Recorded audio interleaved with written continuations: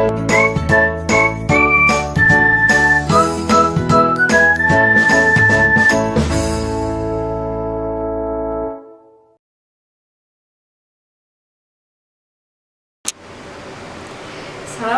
warahmatullahi wabarakatuh. Apa kabar anak-anak?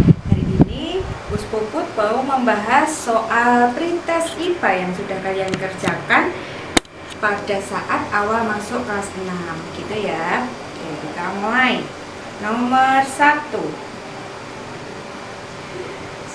Di sini ada contoh gambar cakar tipe kaki ya. Tipe kaki pada burung pelatuk di atas adalah, jadi burung pelatuk itu apa? Tipe kakinya dilihat gambarnya ya. Kalau 2 di depan, 2 di belakang, berarti tipe kakinya adalah tipe pemanjat. Jadi yang A. Gitu, paham ya? Ingat, ini ada 2 depan, 2 belakang, berarti tipe pemanjat. Selanjutnya nomor 2. Akar yang muncul ke permukaan tanah atau lumpur yang berfungsi untuk bernafas dan mengeluarkan zat tertentu seperti garam disebut dengan akar. Akar apa? Ayo. Biasanya ini pada tumbuhan bakau. Di akar ini biasanya di tepi pantai. Akar untuk bernafas disebut akar napas. Gitu ya, gampang ya. Lanjut nomor 3. Bunga yang memiliki alat perkembangbiakan jantan dan betina dalam satu bunga disebut bunga sempurna, yang C. Gitu ya, masih ingat gak? Nah, yang C, bunga sempurna. Anak-anak masih ingat gak? Bunga jantan, alat kelamin jantan dan alat kelamin betina. Alat kelamin jantan itu pada bunga itu adalah benang sari. Kemudian alat kelamin betina itu adalah putik. Tuh, paham ya? Lanjut, nomor 4. Di bawah ini yang merupakan contoh metamorfosis sempurna adalah yang mana? Jawabannya adalah D, lebah dan lalat. Ingat ya, metamorfosis sempurna itu berarti mengalami atau melewati 4 tahap. Telur-telur, ulet-ulet, kemudian ada kepompong, lanjut nimfa atau kupu-kupu kecil misalnya, gitu ya. Masih ingat ya? Lanjut.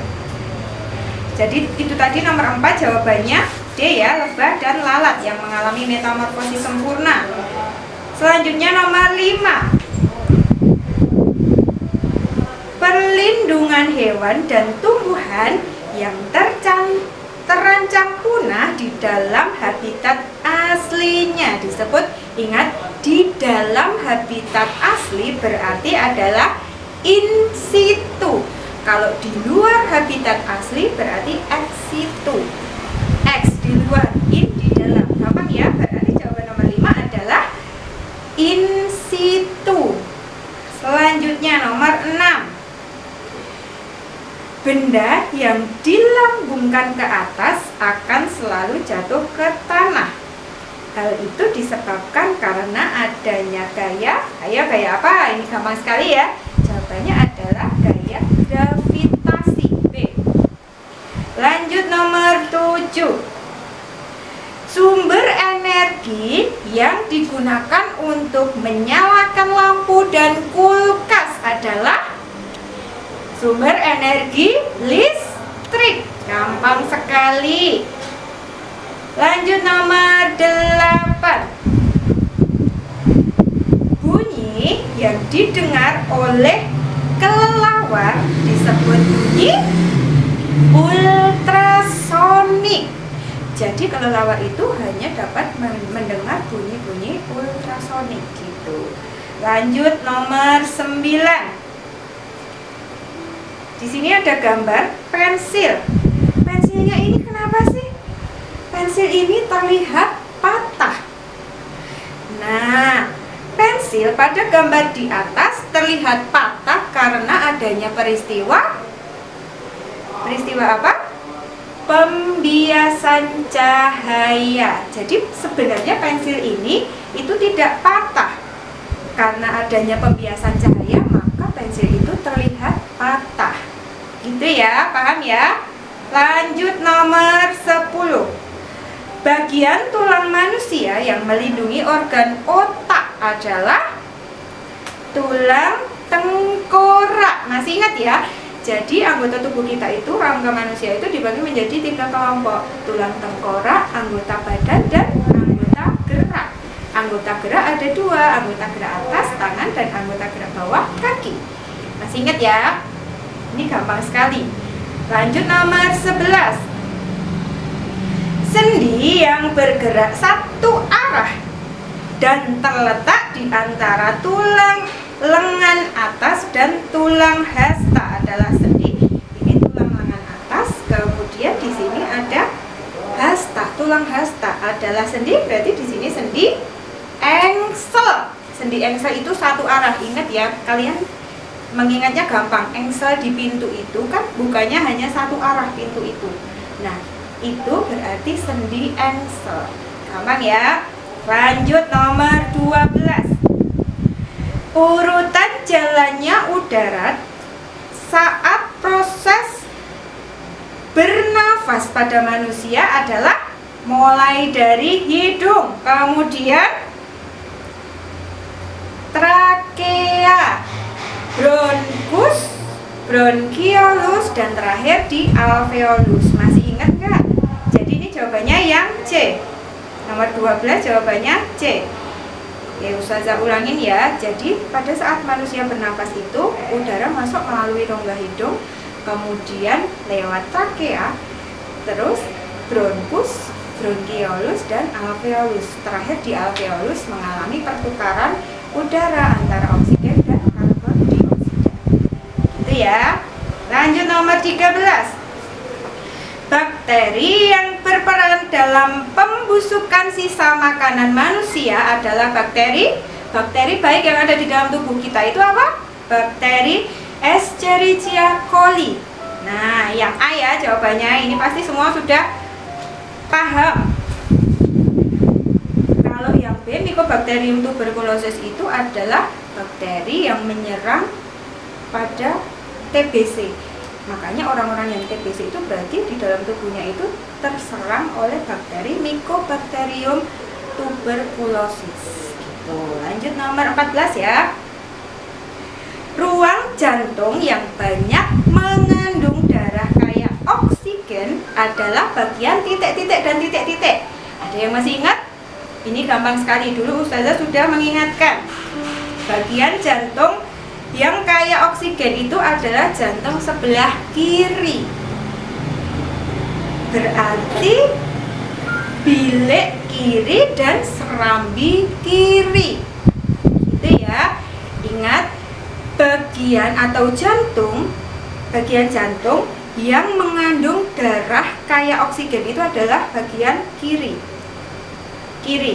Nah, kemudian yang kaya CO2 atau kaya karbon dioksida itu jantung bagian kanan, serambi kanan dan bilik kanan. Gitu ya. Lanjut nomor 15. Hubungan timbal balik antara dua makhluk hidup, yang satu untung, yang satunya atau yang lainnya tidak dirugikan, berarti simbiosis komensalisme. Yang A, simbiosis parasitisme. Ingat, parasit itu di mana-mana merugikan ya. Jadi parasit, ingat, parasitisme itu merugikan. Kemudian yang mutualisme itu sama-sama menguntungkan, saling menguntungkan gitu. Paham ya? Jadi nomor 15 jawabannya A, komensalisme. Selanjutnya nomor 16 maksudnya. Di dalam satu ekosistem, jamur dan bakteri berperan sebagai D, pengurai. Nih ya. Nih, saya ulangi nomor 16. Di dalam suatu ekosistem, bakteri dan jamur itu berperan sebagai pengurai. urai. Ini gampang banget ya, biasanya di rantai makanan. Tuh. Nomor 17. Jika awan sudah tidak mampu lagi menampung air, maka titik-titik air akan jatuh menuju permukaan bumi dalam bentuk hujan. Peristiwa ini disebut dengan, ini pada siklus air. Jadi peristiwa hujan itu adalah peristiwa C, presipitasi. Nah, ingat ya, kalau evaporasi itu adalah penguapan, jadi di laut itu mengalami penguapan, kemudian uap airnya itu disimpan oleh awan, di dalam awan. Nah, penyimpanan itu disebut dengan kondensasi atau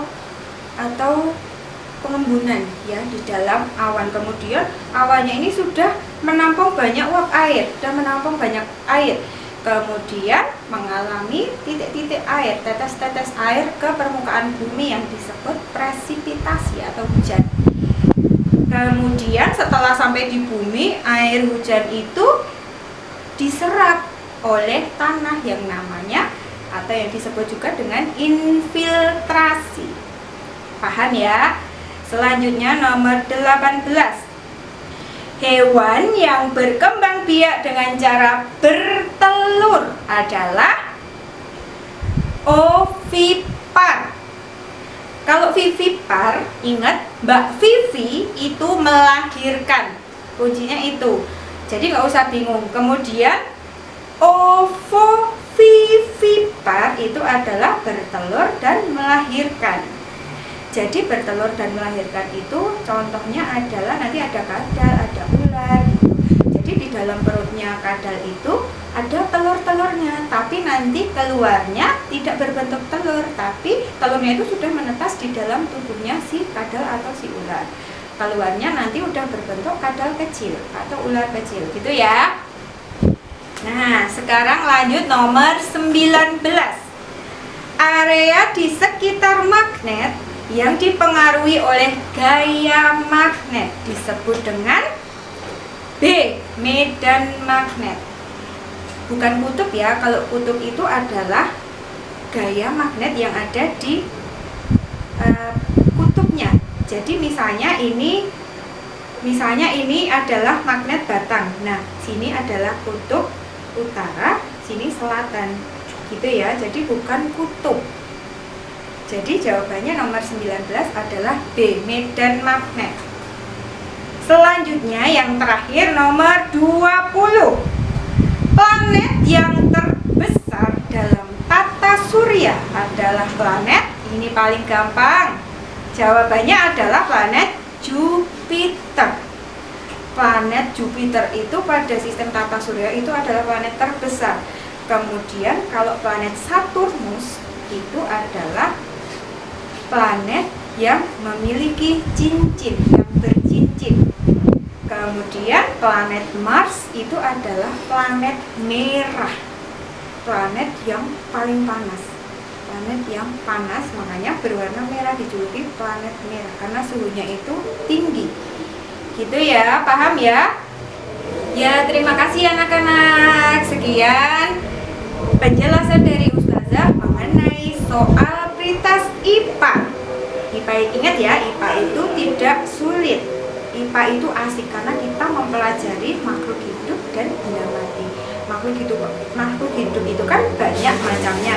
Jadi IPA itu sangat menyenangkan. Oke ya. Ingat, IPA tidak sulit, IPA itu menyenangkan. Itu adalah kunci dari kalian mudah dalam belajar IPA. Oke, semoga sukses di ujian atau ulangan-ulangan di kelas 6. Sekian dari Ustazah. Wassalamualaikum warahmatullahi wabarakatuh. SD Muhammadiyah Klaten Utara, cerdas, kreatif, berakhlak mulia. Kenapa sih?